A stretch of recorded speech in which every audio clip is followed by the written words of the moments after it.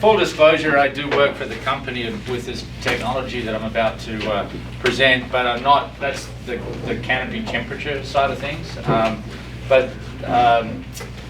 Nathan's going to talk to you about a different satellite-based canopy temperature, which we're going to use out here on the farm this year. I haven't used that, so I'm looking forward to it. So, yeah, I am the Director of Grower Services for Goanna Ag. I think we got introduced 2 weeks ago. But I'm also working as the, I guess, on contract out here on the Water Conservation Centre to write up the results on the demonstrations that are here. And one of the beautiful things is we get to try some new technology. So on this farm, the North Plains Groundwater Conservation District is trying to show you what can be done with technologies that are out there. And so we're using as many technologies as we can. As new things come along, then we'll try them. And so this year, one of the new technologies is canopy temperature. It's not new, but it's new in terms of the commercialization of it. So I'm going to start with that, and really I want to just give you a little bit of an overview. Remember 2 weeks ago I said, hey, the soil moisture probes are like an X-ray for what's going on under the ground. All the magic happens where you can't see it in the soil where the roots are. That exchange of uptake of water and nutrients. Well, we can also look at the other part of the plant that you can see, the canopy. And so we all know about evapotranspiration. Well, transpiration is the plant part of that. The evaporation is from other surfaces like the soil.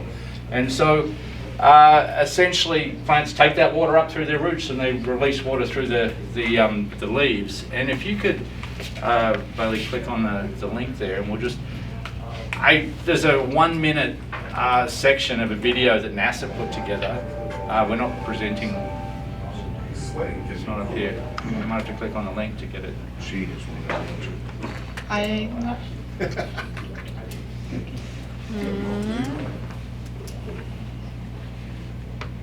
don't know, let me exit through. Share the right screen? No? What? We didn't test this part during the break. We tested that we could get to the video. We didn't. Okay, here we go. If you could maximize that, that would be awesome. Give me just go back to the beginning. Oh, drag it maybe, yeah. Sweating can be cool. It's all the way up. Presented by Science at NASA. Did you ever notice how the air seems cooler in the forest? Humans aren't the only living beings that sweat to cool off. When trees and plants sweat, they cool themselves and they cool the surrounding air. Through a process called transpiration, water and nutrients are taken up by plant roots from soil and delivered to the stem and leaves as part of photosynthesis. Some of the water drawn up through the roots exits the plants through pores or stomata in its leaves, hence the sweat. As this sweat evaporates, heat is removed from the air, providing a cooling effect. However, if there isn't enough water available or relative humidity gets too high, the stomata close. The plant heats up, ceases to grow, and can eventually die. Okay, that's all we need. Provide a number of Bailey? ecosystem services to humans. Now we can flip back to the other. So you guys in your workshops have seen, over the summertime you've got a swamp cooler, or maybe some people have evaporative coolers on their homes. It's the same thing, right? You're basically evaporating moist air and it cools. And so we can look at the difference between air temperature and canopy temperature. And so if the plant has a lot of moisture available and it's freely transpiring, it should be running cooler than air. And so it's cooling itself, just like when we sweat or when you're running that swamp cooler. And so what we can do is monitor the difference between canopy temperature and air temperature. And so this interesting looking graph, like across the bottom here, we've got dry soil and we've got wet soil.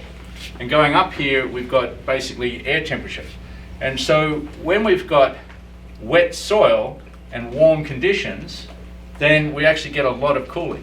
And so that area there is cooling 2 degrees or about 3.8, something like that, degrees cooler than air. And so we're looking for that degree offset.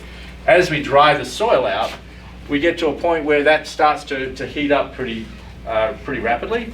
And so, or as we have a cooler day, we don't get that same offset. It's really on a warm day, even on a cool day, you can still get to a point where it starts to run at the same as air temperature, but you'll see it on a hot day, certainly in the wind, because that helps evaporation.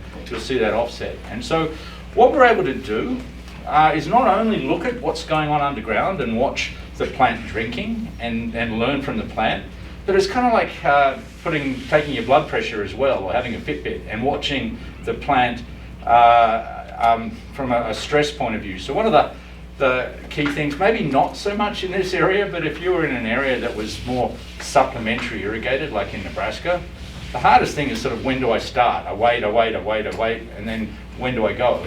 And so we can see the same thing. That's really what it's really good at. I can see the plant drinking, and there are a few corner cases that I'll show you when maybe we can't see it because the water wasn't where the probe is or something like that. But this is really it in a nutshell. So if we look at this a different way, and you say, okay, this purple line here, the one that's kind of second one in the middle there, that's the air temperature, right? So where I've got a canopy with no irrigation, that canopy is actually running hotter than air because it's just heating up, like your dashboard in your truck, or the hood of the truck. It's just heating up because it's physically getting hot. And so you can see here that it's actually running a little hotter than air, whereas when we've got an irrigated crop, it's got more moisture available, it's running cooler than air. And we can see, here we are, that there's quite a big offset, and it depends on different crops are going to transpire at different rates. And so it gives us a really good indication of plant stress. So we can follow that. That's basically one day as it heats up and it cools down overnight. It heats up and it cools down overnight. There's a sudden drop. Maybe there were some clouds that came over, or maybe a little bit of rain that cooled it off here. So that's what we're doing. Is we're tracking air temperature and canopy temperature. And I forgot to bring it in. But really, sitting out in the truck, silly me. There's a box with a little camera that sits off the back of it. And what that's doing is it's looking down on the plants. And so literally we're only like 2 or 3 feet away from the actual canopy. And what this technology that was commercialized actually from Dr. James Mahan and Dr. Paxton Payton, they were with ARS down at Lubbock. Research scientists that some of you might remember way back in about 2010, there was a technology that came out called Smart Field. And so it was a big, it was a cylinder that you had to put down on the canopy, and then you had to raise it up and raise it up and raise it up because you had to keep it really focused on the canopy. Well, he went to a cotton conference in Australia. This is James Mahan. And the guys there went, oh wow, this technology looks really cool. And people had known back in the 70s they were using infrared thermometers out there at the crop, and they were doing it all manually. And this was a way you could connect it up to a logger and bring that data back. But what happened was that the reason you had to keep moving this sensor is because it only had a single sensor. Whatever you were pointing on mattered, and if it wasn't pointing at the canopy, if the wind made it point at the ground, then it wouldn't work. So what they did in Australia is they found a multi-pixel camera, and so it's got 720, I believe, different pixels in there, and then worked with the University of Queensland, one of the state universities in Australia, to create an algorithm that said, I know what the difference between canopy temperature and background soil, and so I can actually run this algorithm and know exactly when I've got enough pixels with canopy compared to the soil, and start to only look at those ones and be really confident of when I'm getting the canopy temperature. So I used a smart algorithm to basically have this big picture and just focus on the area that mattered. And obviously as the canopy grew, then you're going to get more and more pixels. So you can't do it from a seedling crop. You've got to wait until you have a canopy that you can measure the temperature on. So really what we're looking for is this situation where we've got a soil moisture probe, and we've got this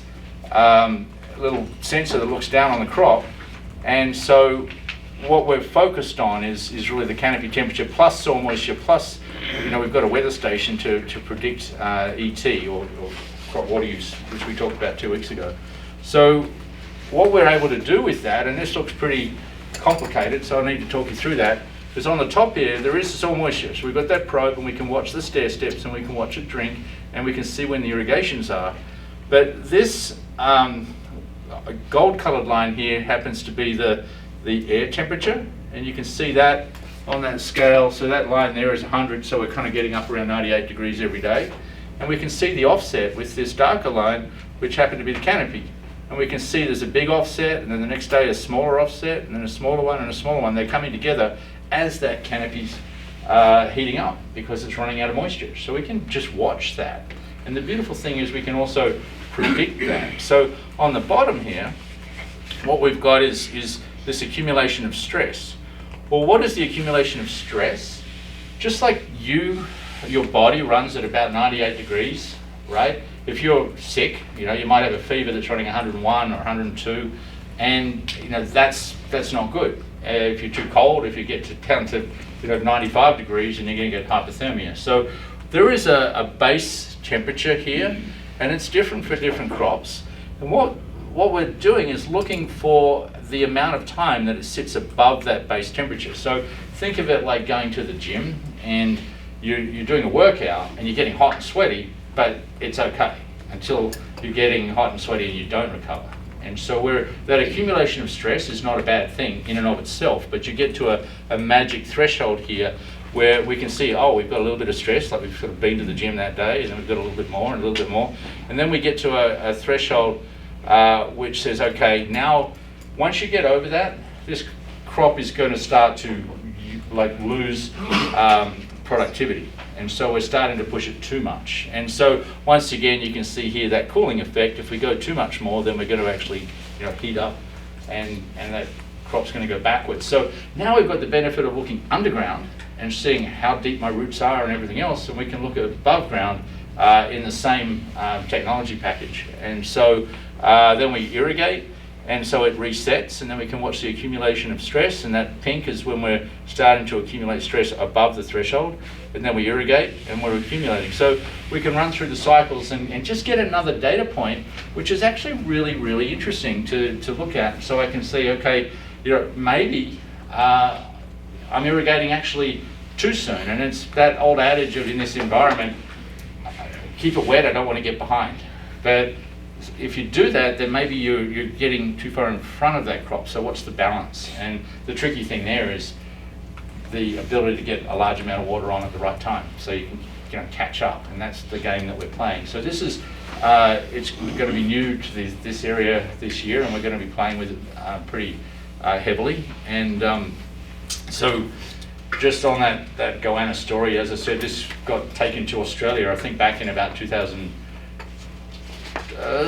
When was it? It was in 2016, somewhere in there, and it got commercialised, and the Australians have been using it for probably at least 8 years, and we brought it back out here in about 2024, so we've had a couple of seasons running. There's a bunch of cotton grown in Altus. That was one of the first regions that it was used at, and the guys are really happy with it. They're loving using it. So developed in cotton.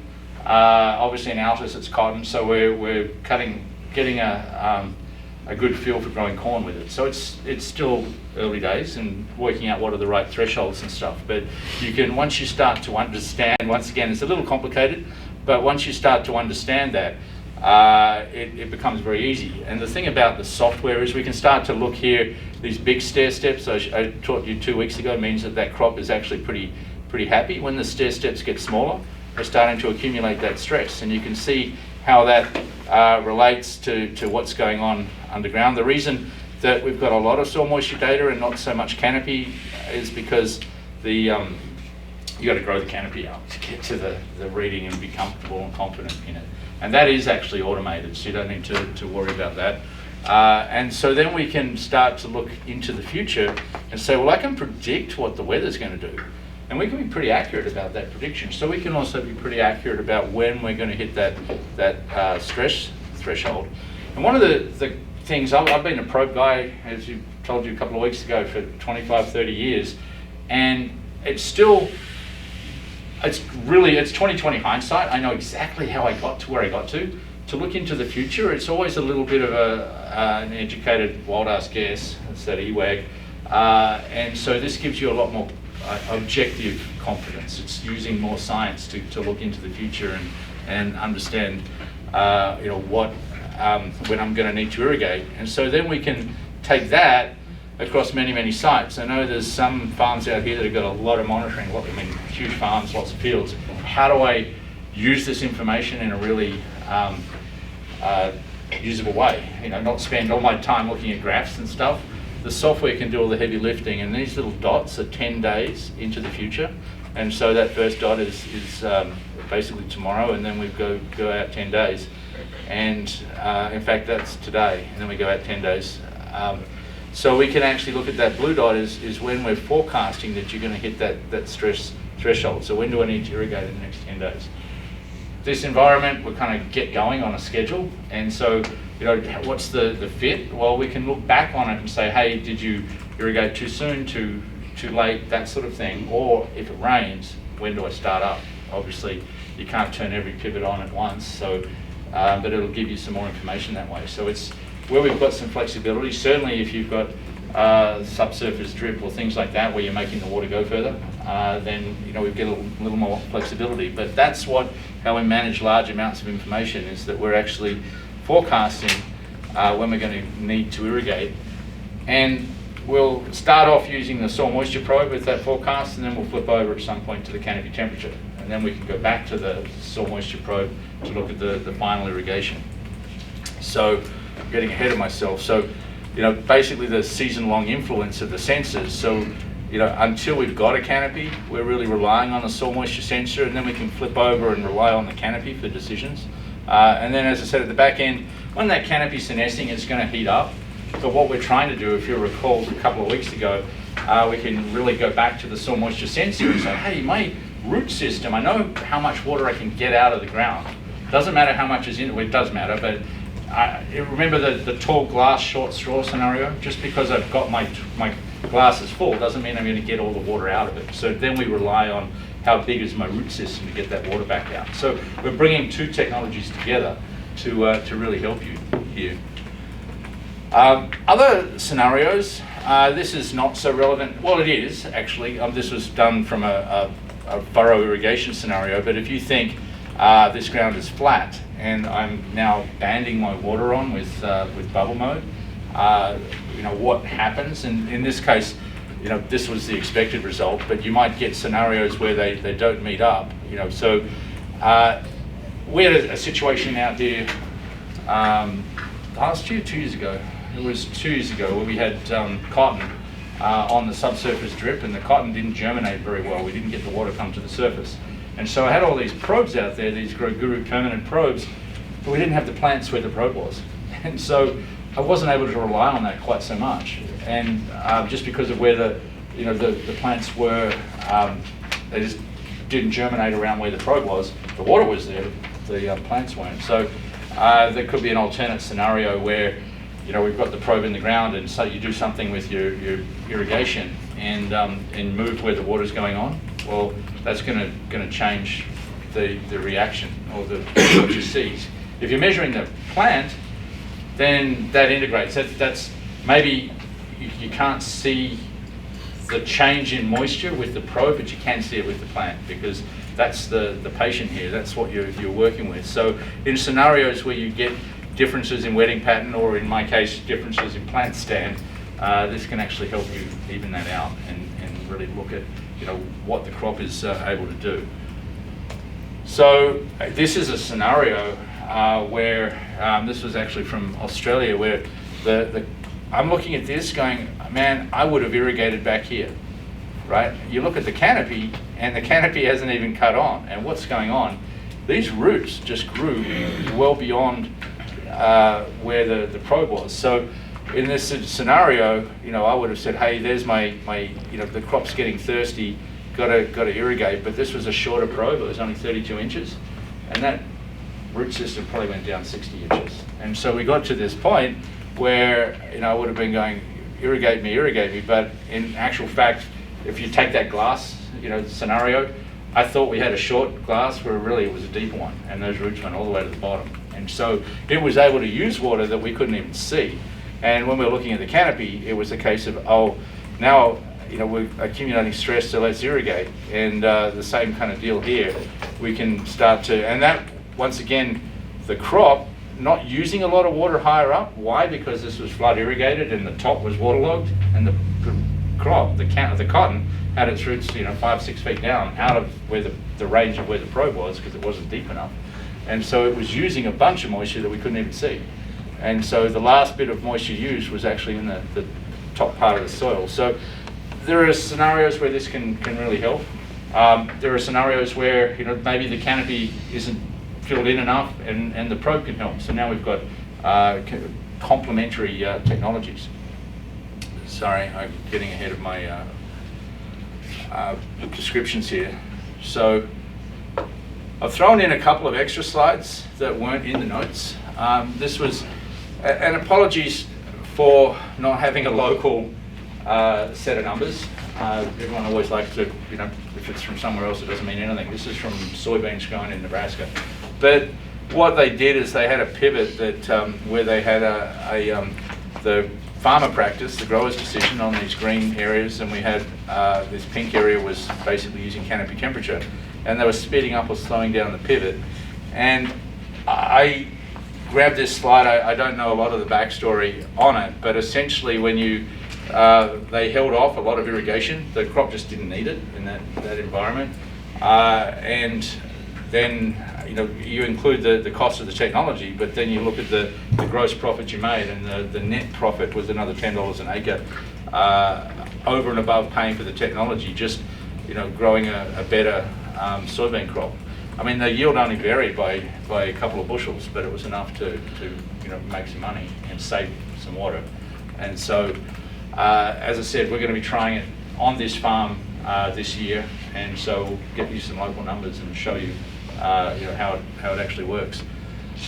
Another thing from the software point of view, the software is linked to a satellite service which is giving you both NDVI and NDRE, which is the red edge. So one of them is showing kind of plant cells, and one of them is showing chlorophyll content, but we can start to look at variability. And once again, this is an Australian example with large square blocks that are flood irrigated, but those images are collected probably about every 3 days, but it really depends on cloud cover and other things, but the satellite's coming around all the time. So it's just another free offering, if you like. It's built into the software, but you can also get that kind of stuff from your trying to say, oh gosh, Field View. Thank you. Lots of names came to mind, but it wasn't Field View. So yeah, there's lots of different ways of getting this kind of information, but it's in there, and it's another interesting thing to look at from a distribution uniformity point of view. I actually grabbed this from the IrriWatch website just to show you. Here is a satellite view. It's a little pixelated because those pixels are 30 foot by 30 foot. Is that right, Nathan? Yeah. So looking at individual, what the camera is doing is obviously looking at a few plants. What this is doing is looking at an area the size of this room. And but it's, and I don't want to tread on, Nathan's going to tell you about it. He's got that in his presentation, but you can start to pick distribution uniformity issues, hot spots, maybe something's going on here with a blocked nozzle if it's a pivot, and so you can start to pick these things up. Very helpful. And so, I can see it. Yes, you might be able to see it on a bigger map, but if you can see it with temperature, then it's the actual transpiration that's happening, and so you can probably pick it up sooner than what you'll see in actual, there's still plant cells here, right? So maybe that won't show up as much as actually seeing that, oh, we've got a hot spot appearing. And hot spots can also appear, just like I said, it's like taking your temperature, and if you're sick, if you've got other things going on that are causing problems with transpiration, being root disease or it could even be mites or something else causing the canopy to heat up, then we'll start to see that. That situation would be better off using a satellite view because you're looking across the whole field. Obviously we can tell you what's happening to the plants that we're monitoring, just like with a soil moisture sensor. Here is another view. This was sent to me by a guy to promote drag hoses, and so, well, everyone knows Monty Tita he's does mobile drip irrigation. These were 2 potato crops from up in Washington State, I believe. This is a regular pivot with spray nozzles, and so you can see there's a little bit of cooling afterwards. And this is the hot area in front of the pivot. It's going clockwise.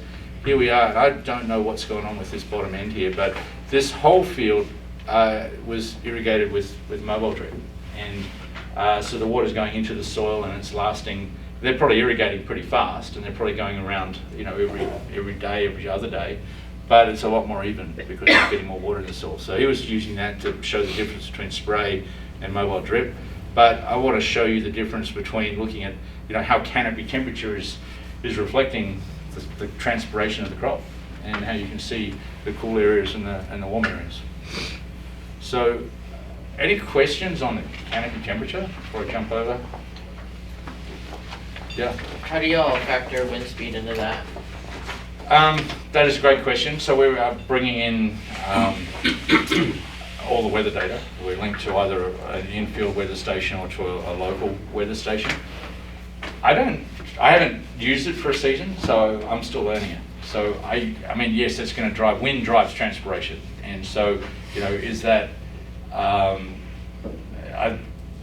I actually think we look at the threshold. If it's a really windy environment or windy days, we might need to kind of raise what that standard temperature is to say, okay, if I take your body temperature at 98, but I can actually, for whatever reason, I'm running hot because it's windy and I'm driving, that transpiration, maybe nudge that up a little bit just to account for that. That said, the wind is going to dry the crop out. So we've got to look at this in this environment. So it's still windy over in Altus, and they've been getting really good results. It's a cotton crop, not a corn crop. So there's a certain element of learning here. But that's what we're looking to do is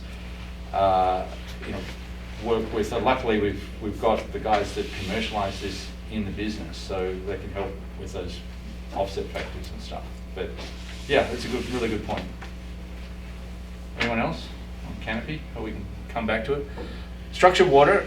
I have no skin in this game. I just wanted to. A lot of people around the area have heard of a company called Upterra, and what they're doing is applying frequencies, putting these sensors or the generating electromagnetic frequencies through a water stream. And inside here, there's some balls. I'm not entirely sure what they do, but it's essentially you cut the pipe and put this thing in the pipe, and then it does have power, but it can be run on solar power, and you are applying these frequencies. So let me tell you the backstory. The guy that invented this was an athlete and a scholar, and he was not feeling well. He went to the doctor, and the doctor said, you're dehydrated. And he said, I can't drink any more water, doc. And he said, yeah, well, that might be true, but it's not going into your body. It's not being absorbed. And so they got him looking at water through a microscope, and he was working out, what water isn't water. You need to, there are different things you can do to water to make it more readily absorbed, both in the soil and in the plant. I will tell you that I still haven't had a truly scientific explanation of how it works. I think Upterra is still trying to work out a little bit of how it works. But to give you some observations from somebody that I know it's doing something out there. So if we keep moving, what they're looking at doing is, or talking about, the way it's essentially helping water infiltration. The obvious thing is that you would think the infiltration goes down. I actually think it's going out. From what I've seen, and I'll show you some data, it just seems to make the soil act like a bigger sponge. And once again, I'm just going purely by what I've seen on this farm for the last, last 2 years. And I've also looked at a lot of other data that Upterra have asked me to, hey, can you tell me what's going on here? I can tell you where the water is going, like close to the probe, but where it's not going down, I think it's going out. And so what makes it do that? Change in soil structure. So let's these are some more slides that, once again, I just got kind of off their website. But talking about, you know, more vigorous root growth and things like that. I haven't done enough studies here to confirm that. I'll take that at face value. But what I have seen, these are probes that you know, it's technology, it's Grow Guru technology. And what I can see is that when we're irrigating on one side with the treated water, it's going in. Where we're irrigating on the other side with the treated water, it's not, the soil's drying out, it's not wetting back up, we're not maintaining the moisture. And so, you know, what's going on there? As I said, it's creating a better wetted environment. Talking with some of the guys who are not selling it but working with it, they'll tell me that they're actually able to grow the same with less water. You know, are they actually able to make money with it at this point? Not if you've got a lot of water. And what's a lot of water? Probably at the 4.5 gallon mark. Once they're down and around the 3 gallon per acre, they're starting to see a really good benefit. It's starting to flip because they're making that water go further. So there's kind of a cutoff, and I think to a certain extent Upterra are learning how to use this. But this is real, and as I said, I'm still don't have all the information to put it together. I actually think that from what I gathered, even though this wasn't holding water in the profile, the crop was didn't suffer a yield loss. You'd think so, but that was 3 years ago. That was in 2023. Apparently in 2025, starting to actually see it. And now, is that because it takes enough time to build up the changes in the soil structure? Or is it just the water is dropping off? I think it's both. I think this water is declining. Just in the last couple of years, this is down, where is it? Sound, kind of Plainview area, I believe. And yeah, it's starting to really see some economic payoff. So I just think it's a slow change, kind of like flipping to no-till. You might go backwards before you go forwards. And so it's going to be really interesting to see that. This is this particular farm, and this was from 2024, so we're going back to the previous season, not last year, but the year before. And you know, we can see here the soil was pretty wet, and then we got basically a 3.5 inch rain, and the soil was a bit drier, and we got a 3.5 inch rain. So far the step up here, it looks the same as the step up there, and then over here at the back end of the season, this was another rain which we saw soak into the soil, whereas here we didn't see it soak in at all. And both occasions where I saw the difference, it was rainfall. It wasn't the treated irrigation water. So what I'm thinking is that it's done something to the soil. It's not the water itself, it's the flow-on effect to the soil, which I'd like to take some soil tests out here just before we get going to see if we can confirm that. But if we look at what happened with the rainfall here, it went right through to the bottom sensor, which was 48 inches down, 4 feet down. Remember, the soil was pretty wet, so you know that's exactly what I would have expected. Here, the soil was a little. Where are we? The soil was a little drier to start with, but all of that water and 3.5 inches got held in the top 24 inches. That to me seems. I've never seen it. Right? This is something that confused the hell out of me at the time. And why wasn't it going down? I think that's because it was going out, and it was just wetting more of the soil. And so, once again, I didn't come here with any hard science to prove to you anything. As I said, I haven't got skin in the game, but I know there's something going on out there, which has got me intrigued as to how to commercialize that, how do we actually make money out of it. So it's a technology that's kind of, it's still, in my mind, a little bit wild. It's kind of, we've got to tame it and understand how to use it a little bit better. But it definitely can do things. Over here, that water, I mean, it's soaked all the way through. What made it go down, because the soil was super dry, I think it was just wicking into that, if you remember the video I showed you, I think it's been pulled into the soil in a way that wasn't present. I mean, these two circles out here, they're side by side. And so the difference in rainfall was, you know, minimal. I mean, it wasn't huge, but that's a 1.5 inch rain versus a 3.6 inch rain. So, yeah, that's just some observations that I made. But So you not see any yield differences? I did not. In actual fact, you kind of, last year and this year, it almost flipped the other way, and you're sort of making excuses why didn't the Upterra do as well. There were, certainly this past, its previous field history. So where we were comparing them, they had different rotations. And so, but not yet. And I'm wondering whether this might be the year where we start to see that. Kind of like, as I said, with the, if you flip to a no-till system, it might take you backwards before it takes you forward. And we were given the technology with a 3-year time span. I'm not sure, we'll take it 1 year at a time. So yeah, it's doing something. I've just got to work out what that is. So I've actually reached out to see, Eric Burton does the soil sampling out here to see if we can do some, like, it's a Haney soil test, it's soil biological activity. It's not what's held in the soil, it's what the soil can do for you in terms of the biological activity, because I think there's some differences. I haven't, could you after 2 years see differences in actual structure and earthworms and stuff? We haven't actually done a soil pit out here, so maybe it's time to look for that. But yeah, it's a technology that I certainly am not prepared to write off and say it doesn't work. We haven't seen a payoff yet for what they're charging for it, but it's not to say that we won't. I think it's just a longer term deal. What are they charging? About $40 an acre as a service per year. So, yeah. Every year, or just one shot? No, it's every year. And so, I think it's going to repay you $40.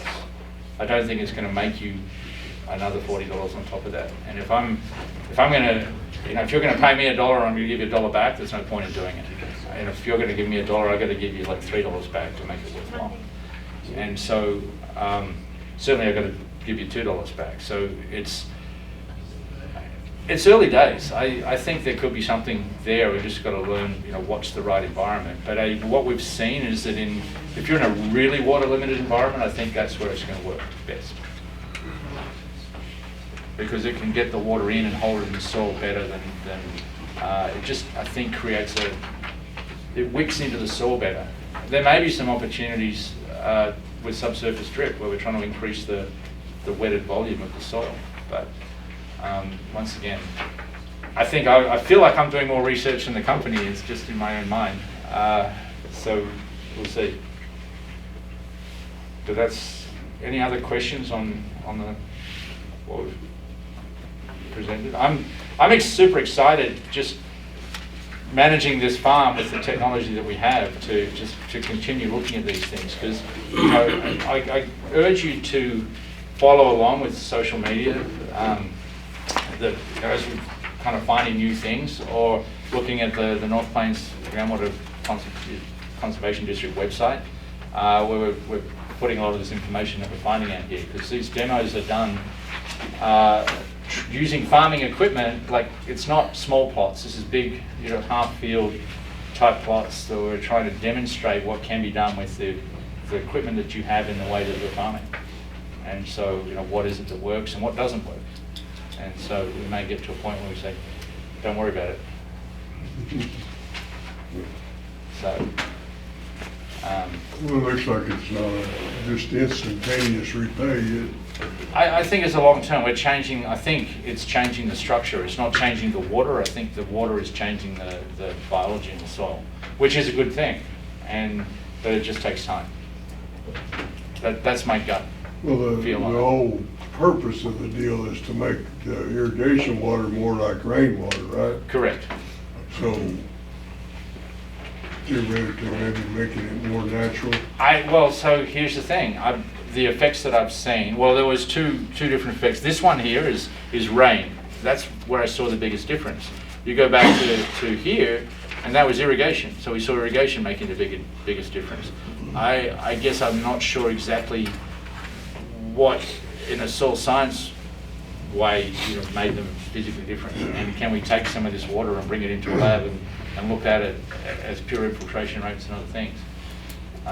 So a lot of it is anecdotal, but I'm not prepared to discount it, other than it hasn't been a waste of money, but is it going to pay for itself going forward? I'd like to think it will, but I haven't seen it yet. But we're not out of pocket. So have you tested it on various crops? Initially, it was marketed as a thing that you can structure the water for a specific crop. Yes, so initially the idea was to put different frequencies to impart knowledge in water, and it sounds like hocus pocus. And I guess if you take the example of, if I walked up to you 30 years ago with one of these, you wouldn't believe that it's possible to talk to somebody while you're in your truck. You could have a FaceTime call with somebody driving around in a cab in England, in London, the same live online, right? Totally impossible. That's just science fiction. It doesn't work. And yet it's real. We all use it every single day. So is this doing something that we don't really know and understand?